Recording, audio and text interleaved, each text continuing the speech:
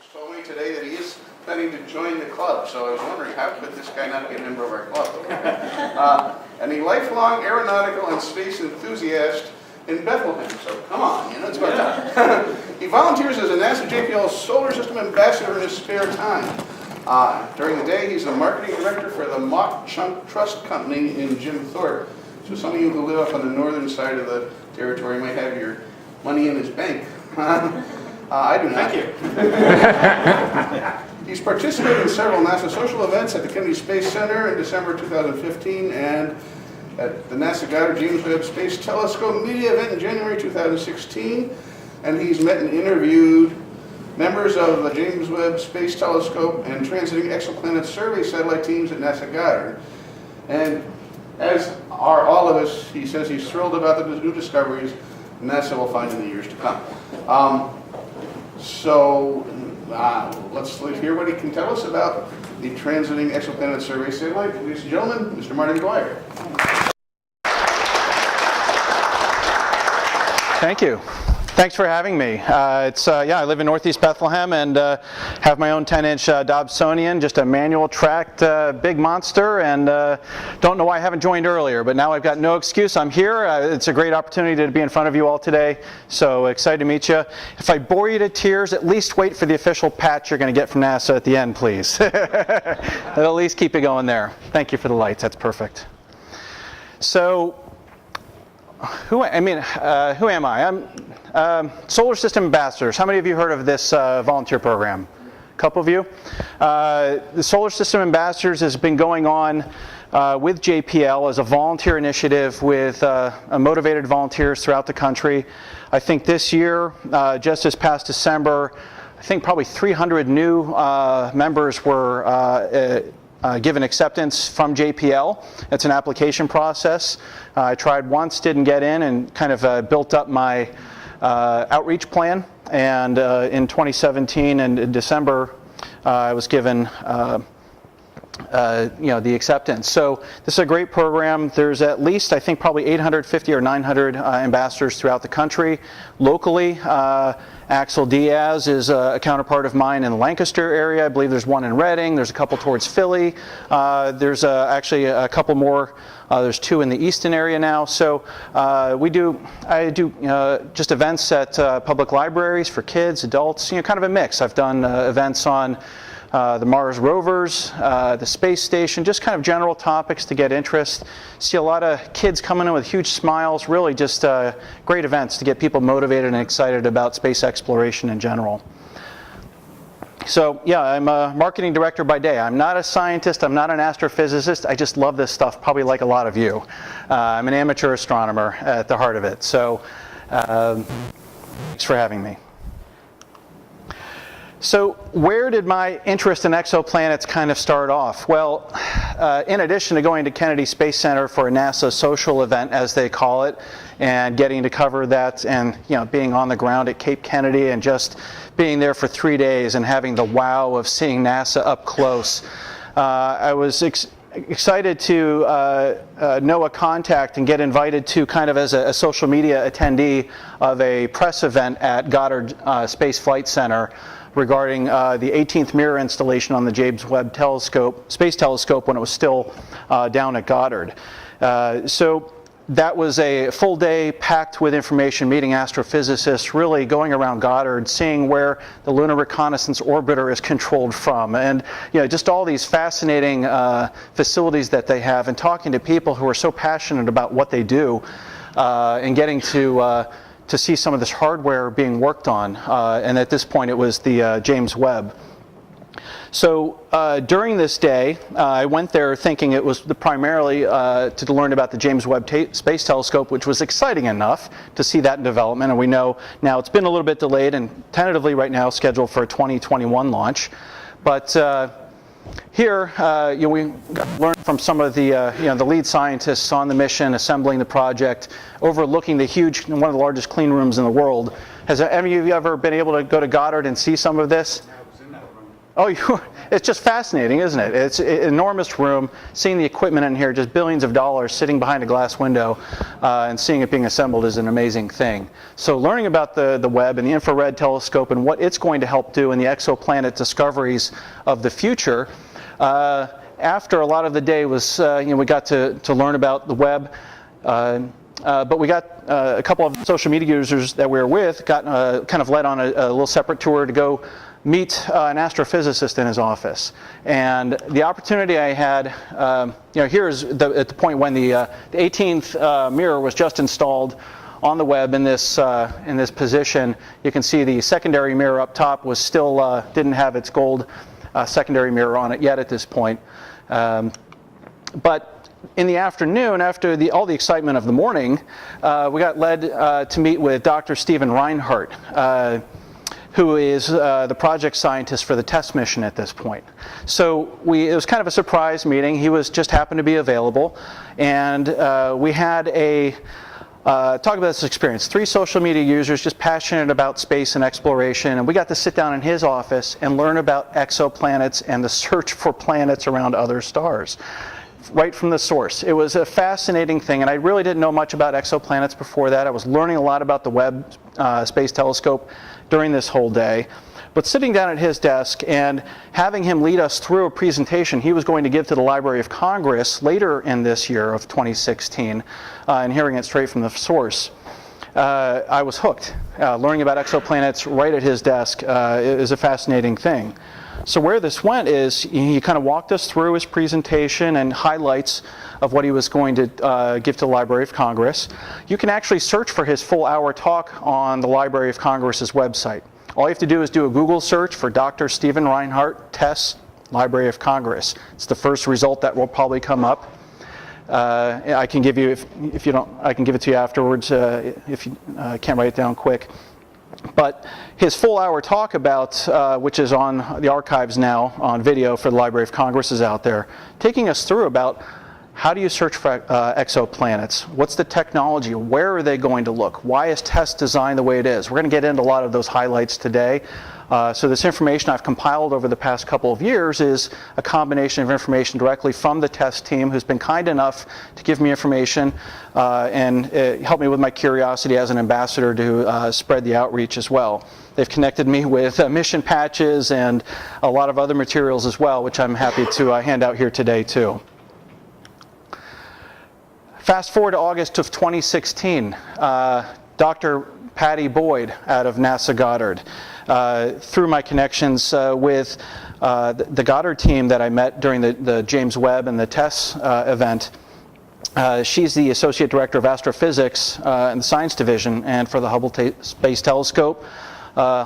Huge, a lot more things after the end of her name than I will ever dream of, but her knowledge and at Goddard, I had the chance to interview her by email, because at the time in August of 2016 we all heard about the Proxima b exoplanets that were in the news at the time around Proxima Centauri.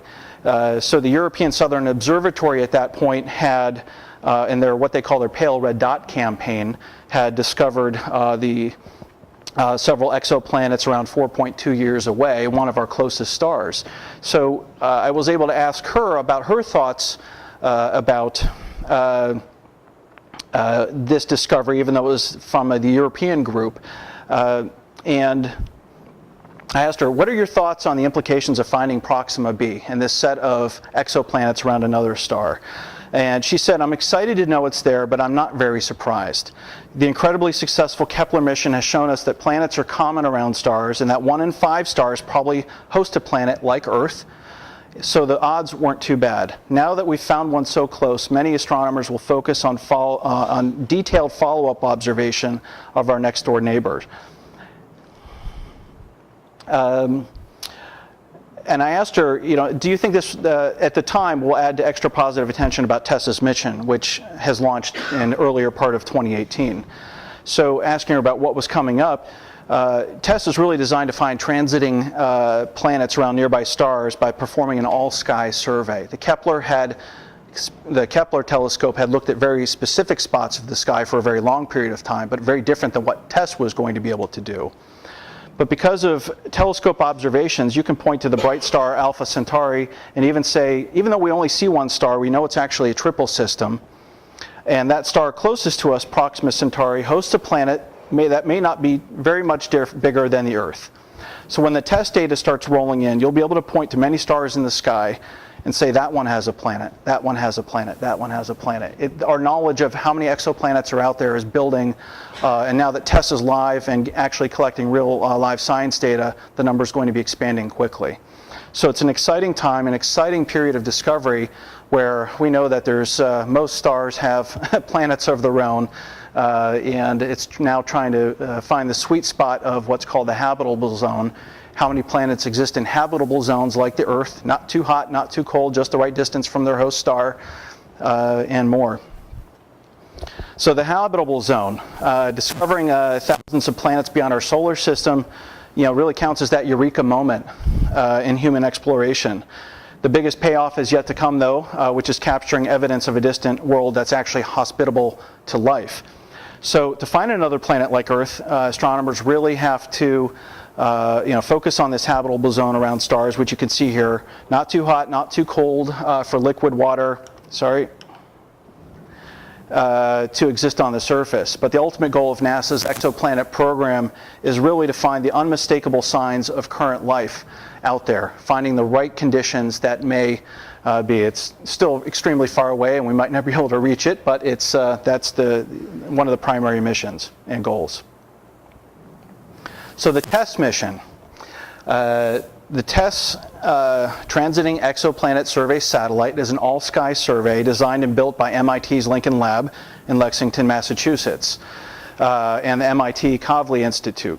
It's going to monitor large swaths of the sky. It's going to look at, I think, close to 87% of the sky, which is much different than the Kepler mission or other exoplanet missions had done in the past. So we'll get into some of the differences here. TESS will spend 2 years monitoring 26 different sectors of the sky for 27 days each, covering 85% of the sky. During its first year of operations, which it's now science operations, I don't know why this keeps moving, I'll stop touching buttons here, I think. During its first year of science operations, which really commenced this July now of 2018, it'll study the first 13 sectors for the first year on the southern hemisphere, and then flip and then study another 13 sectors in the northern sky during the second year. The purpose of this is to start identifying the exoplanet candidates. The James Webb Space Telescope and other ground-based observatories are going to be doing all the heavy follow-up work to use spectroscopy to learn about the planets that TESS finds, to study their atmospheric composition and really detect the different kinds of different atmospheres out there, their masses and their densities. TESS is a NASA Astrophysics Explorer mission and led by MIT in Cambridge, Massachusetts. So TESS is the successor to the Kepler planet hunting spacecraft, Kepler sat nearly 100 million miles away in its orbit from Earth. 100 million miles. I think James Webb is going to be about 1 million miles away in a special orbit. So I had no idea until I looked in a little more, and I had to double check it, that Kepler was actually out 100 million miles away to achieve its thing. Kepler ran out of fuel in October 2018, and its mission was put to an end. And that's when, just a bit after TESS's mission got into full swing. Both of the spacecraft really search the sky in the same way. They look for tiny dips in a distant star's bright light, signaling some type of object or a planet crossing in front in a regular pattern. And it's that regular pattern that's one of the important things here, and that momentarily blocks part of the light of the star. So TESS basically has these 4 cameras, and we'll get into some of the details here, which I think we're talking 4 individual cameras with maybe a 16 megapixel capability. So TESS target stars are about 30 to 300 light years away, whereas Kepler looked much further away. TESS is surveying the closest 200,000 stars to Earth. Kepler looked at 300 to 3,000 light years away in a much more narrow view of the sky. So TESS's ability to truly be an all-sky survey and really look everywhere and get a much bigger catalog is going to explode our numbers of known exoplanets in the next 2 years. TESS has a different mission than Kepler, though, because as you know, Kepler only looked at one spot in the sky and much further away. Those worlds that Kepler found were often too far away to really study and analyze their atmospheric composition further. TESS is going to be specifically looking for exoplanets closer, relatively closer to Earth, and they're easier to see and study with ground-based observations in the James Webb and other future exoplanet missions that may come after. Trying to get to the next slide here, sorry. So I've got a short video from NASA about an overview of the TESS mission for you.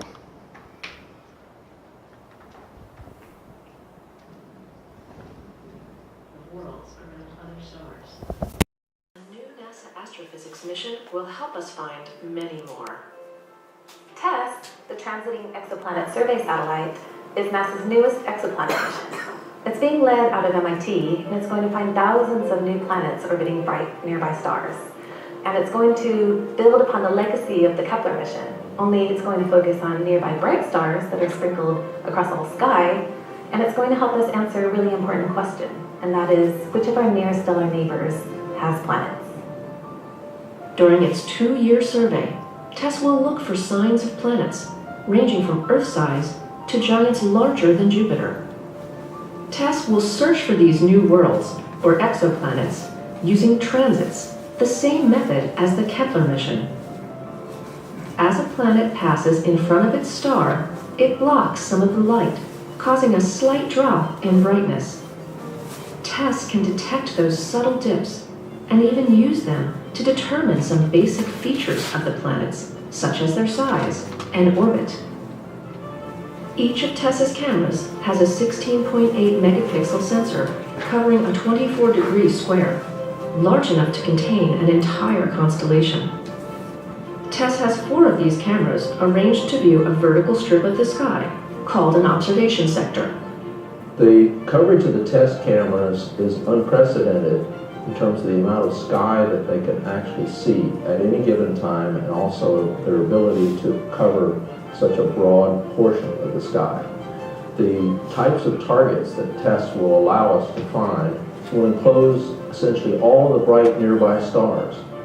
TESS will watch each observation sector for about 27 days before rotating to the next one, covering first the south and then the north, to eventually build a map of 85% of the sky.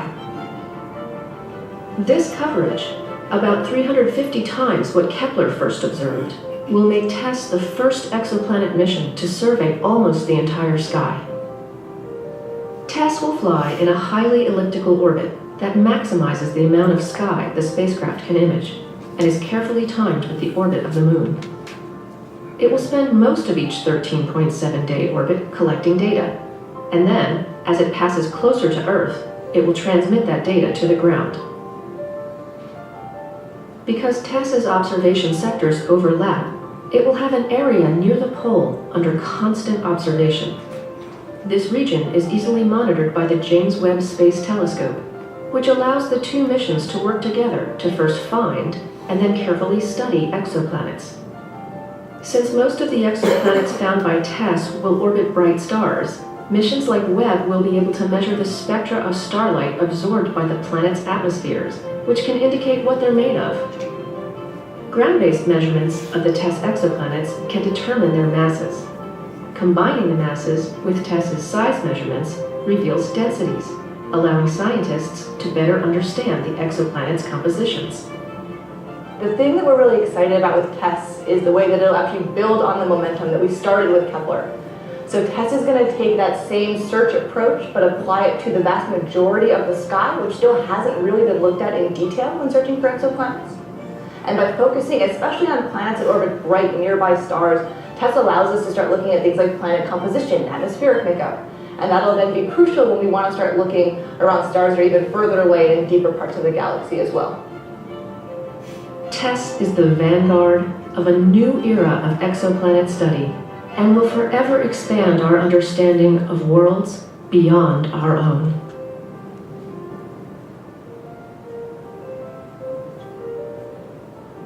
Couldn't have said it better myself. It's much better way.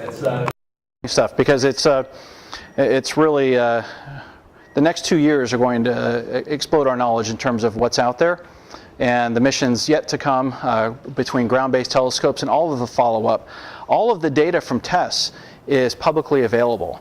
It's very complex data. I haven't figured out how to go through the code, but there's thousands of scientists and gigabytes of data have been downloaded since it was first made available, I believe, in December. This, I think the astronomy forum that was just in Seattle, I think a week ago, they did have some new science findings already from that, and we'll get to some of that in a bit as well. So, searching for exoplanets is it's complicated. We're going to get a little into detail about how it's actually done. So it's extremely difficult to see the exoplanets directly, even with the largest telescopes. This is because the planets are hidden in the bright light given off by their host stars, but we can infer their presence by monitoring the starlight, as we've already learned. TESS records how that brightness varies over time, and the time series of brightness measurements is what's known as a light curve. When an exoplanet passes or transits in front of its host star, the star momentarily dims and we see a dip in its light curve. This method of detecting planets is known as the transit method and has already proven to be extremely effective, as was done with Kepler. So here's a simplified example of what that light curve from a transit looks like. It shows that as a planet passes in front of its host star, the light that we receive decreases. But not every transit occurs just in the right way for us to see it. So you can only imagine that if TESS is looking at the 200,000 closest stars to us, what it's going to see is every solar system that's out there is not going to be perfectly inclined for us to have the right viewing conditions. So in order for us to be able to see it, the planetary system really has to be oriented in a way that the planet passes between us and the host star. If this is the case, we'll see those dips every time that the planet completes one full orbit around the star. If the planet doesn't cross our line of sight, we'll miss the transit shown on the left. So you can only imagine that whatever TESS discovers will be many more potential exoplanet candidates than we've ever found before. But how many more have we missed because we're not in the right orientation to those other solar systems? And that's mind-boggling too, because we'll see what comes up in the next 2 years, and then everything else we don't know is still bigger than anything any of us can comprehend.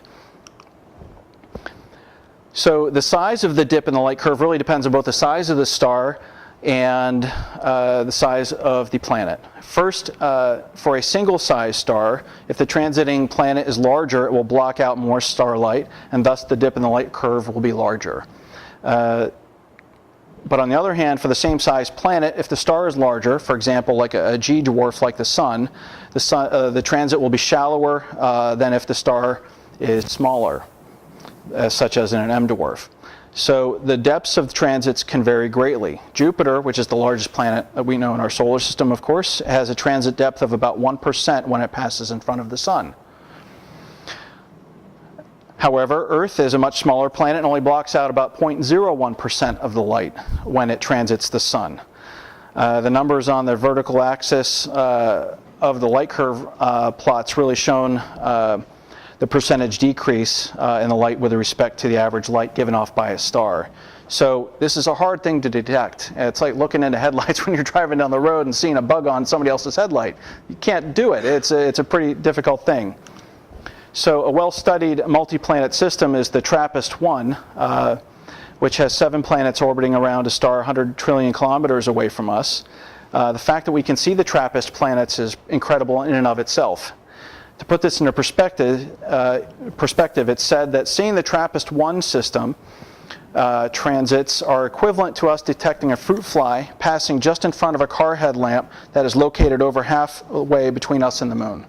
So it was a fun description from NASA about how hard this really is. You've got to look at the sky with great cameras and great focus and be patient and see what these transits, what these orbits are. And what they're finding is some of these orbits are quite quick. Planets going around their host star every 11 days. And it's such speeds that are new for us. So let's learn a little bit about the TESS spacecraft itself and how it became to be built and how it's capable of doing these tasks.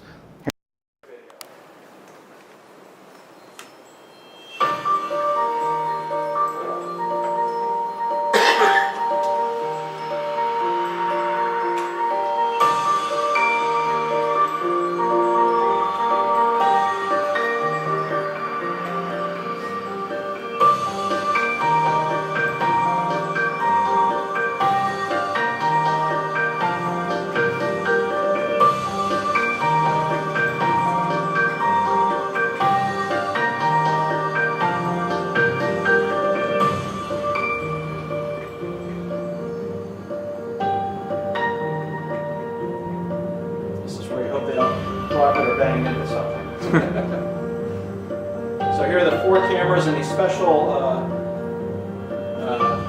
aluminum hoods, I believe it was, to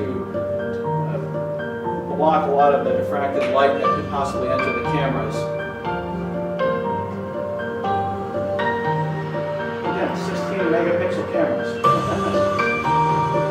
Many of you probably have better ones than that on your telescope here.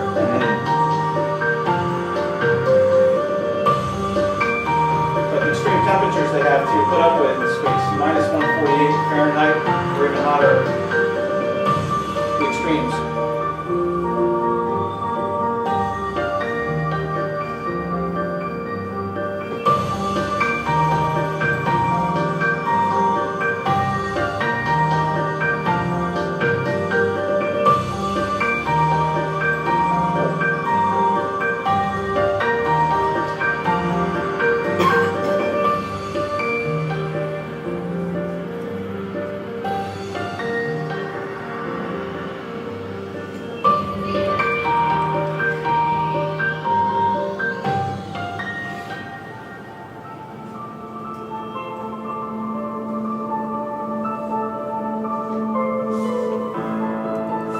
After the solar arrays have been deployed, which they were successfully, the only moving parts on TESS are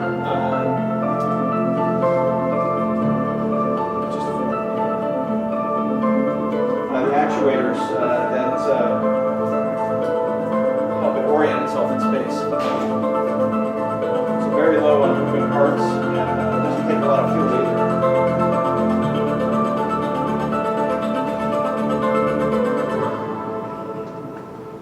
So who of you know that NASA allows you to put your name on a chip? You sign up online. Have any of you put your names onto any of the missions? One hand? All right, a couple hands? All right. They also had the opportunity with TESS to do that. So my son and I, who's back up here, we both made our exoplanet art, and it went onto an SD chip along with a bunch of other people as well. So we sent our exoplanet art along on TESS. NASA from time to time has these fun missions, public engagement opportunities to get your name onto a rover to Mars or something. So I think the next one probably coming up will be the Mars 2020 rover. So if you want your name on a, not written in Sharpie or etched on the side of something, but on an SD card along with a couple million other people, keep your eyes open for that kind of fun stuff. So the SD card was actually affixed, I imagine, with more than duct tape to the bottom of the spacecraft, probably glued on there in a probably a government grade glue. Probably cost a lot, but to get an SD card on there, the weight to launch things into space is pretty pricey. So I don't know what this SD card actually cost. And we got our little certificate of space flight participation afterwards. So that's kind of fun. It's a good public engagement and get people that are interested in a particular mission. So fast forward to 2018. TESS was launched from Kennedy Space Center. on April 18 of 2018 aboard a SpaceX Falcon 9. SpaceX Falcon 9 carrying TESS, a planet-hunting spacecraft that will search for new worlds beyond our solar system. And TESS used a flyby of the moon.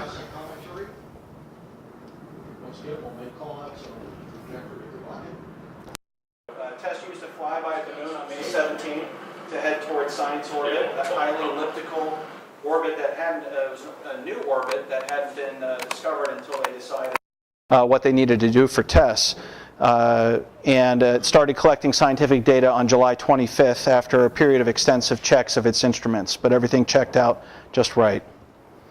So TESS's unique orbit is something that allows it to be positioned in such a way that it can observe the night, the sky in these different sectors without interference from light sources. So a little bit. A special, highly elliptical orbit that maximizes the amount of sky the spacecraft can image. Once TESS is launched, it will expand its orbit until it can get a gravitational assist from the moon. This slingshot will move it into a stable orbit that is tipped at about 40 degrees from the moon's orbital plane. TESS orbits Earth in exactly half the time it takes the moon to orbit once. This feature helps stabilize the spacecraft's orbit against tugs from the moon's gravity. So it's a pretty unique orbit that hadn't been discovered or used until they really planned. So the spacecraft itself is actually not that big. I'm going to skip ahead and come back for a second. It's only just less than 4 meters wide. We saw some of the photos in the integration testing in the clean rooms. It's not a huge machine. It's just really designed about these cameras in mind and the parabolic dish to beam the data back to Earth in its orbit around the Earth. So the solar panels are not that large. And all the components on here, between thermal blankets, a sunshade, the 4 individual cameras, each with their own lens hoods, and 16 megapixel sensors. Really the antenna, a really basic thruster. It's not a huge rocket engine like you might have seen on other spacecraft, but the propulsion is fairly simple in that way. So the lenses themselves, these lens hoods are pretty monstrous, part of the camera, but the detector assembly down here, the lens assembly, it's a couple big pieces of aluminum put together, but that give each of them four combined, quite a wide view of the sky. Here's what they kind of look like oriented to each other, all affixed to the camera plate. So with these 4 small telescopes that are working together, providing each, just for comparison here is an interesting, as we saw, it's a large part of the sky in these different sectors. This little spot here is a representation of what Kepler looked at. So TESS is able to see so much more for a different period of time that it really becomes an all-sky survey. So TESS's first light, what did that look like? So this is TESS's first light that was sent back that captured this strip of stars and galaxies in the southern sky during one 30-minute period on Tuesday, August 7.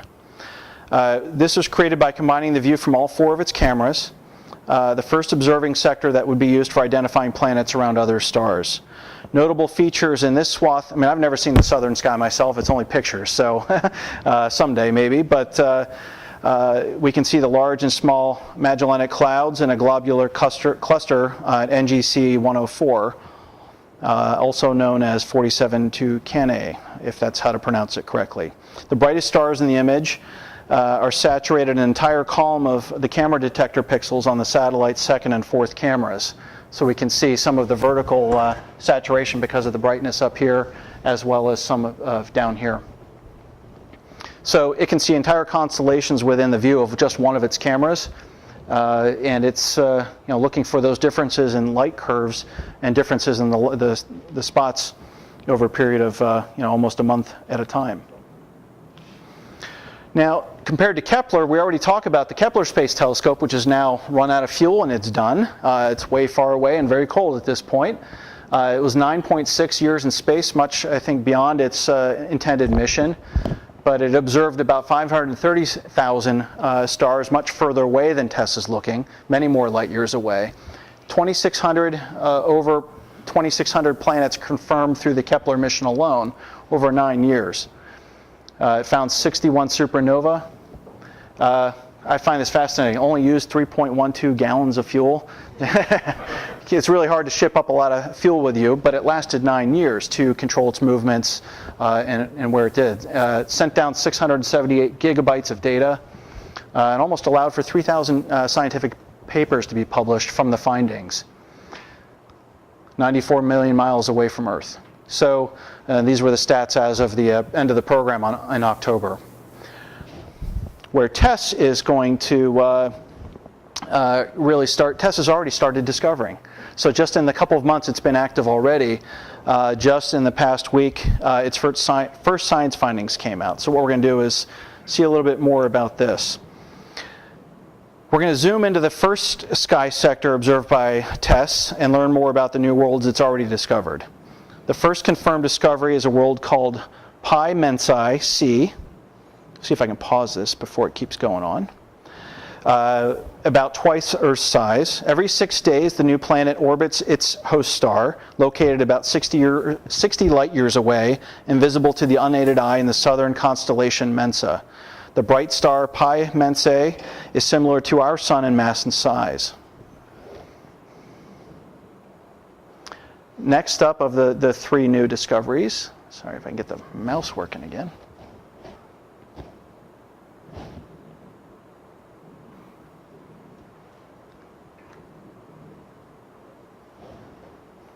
Next up is a planet they haven't given a name to yet, LHS 3884b. Someday they'll come up with a better name for it, I suppose.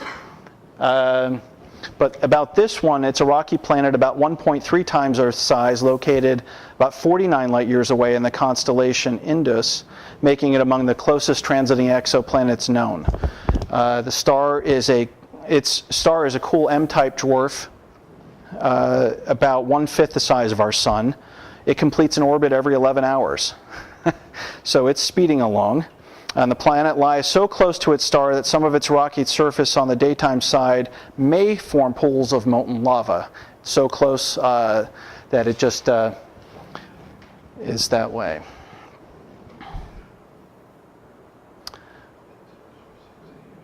And the third finding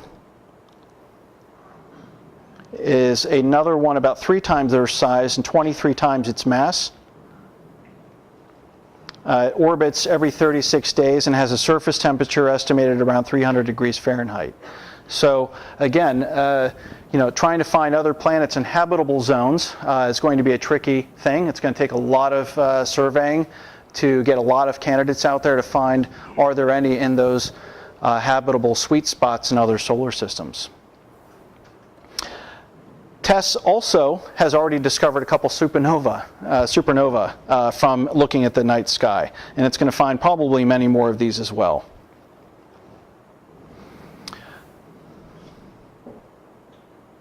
Okay, so it's discovered a couple. It's recorded more than 100 short-lived changes already, most of them likely stellar outbursts of various types in its first observing sector. This is just one out of 26 sectors in half of the hemisphere it's looking. 6 of these events highlighted in this movie are supernova exploding stars located in distant galaxies. In the first sector alone, observed between July 25th and August 22nd, the mission caught dozens of short-lived or transient events, including images of 6 supernova in distant galaxies that were later seen by ground-based telescopes also. Some of the most interesting, this is a quote, some of the most interesting science occurs in the early days of a supernova, which has been very difficult to observe before TESS, says Michael Fosna, a TESS researcher at MKI. The Kepler telescope caught 6 of these events as they brightened during its first 4 years in operation. TESS found as many in its first month. So there's going to be a whole lot of new information coming here. From time to time, I'm sure you all see news of somebody finding evidence of a supernova somewhere, sudden brightness, and that hasn't occurred there before. And a lucky amateur astronomer gets attached to that finding, and it's backed up by other astronomers elsewhere. But this thing's going to be pumping out discoveries faster than we have had before. So there's going to be a lot of activity in the science community using all of this data for a lot of follow-ups.